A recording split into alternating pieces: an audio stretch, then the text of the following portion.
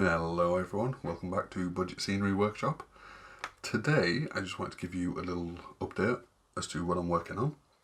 I recently bought myself the Horus Heresy box set, the Age of Darkness, and I'm just working through each legion, kit bashing, some minimal kit bashes, some more significant, but I just wanted to ask the community what they thought of this kind of video, if they'd like to just see the mini painting or the whole process, like the kit bashing and mini painting.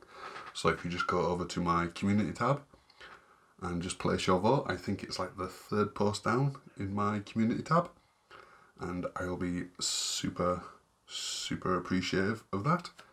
So with that out of the way, I hope you're all keeping safe and make sure you keep on crafting. Bye for now.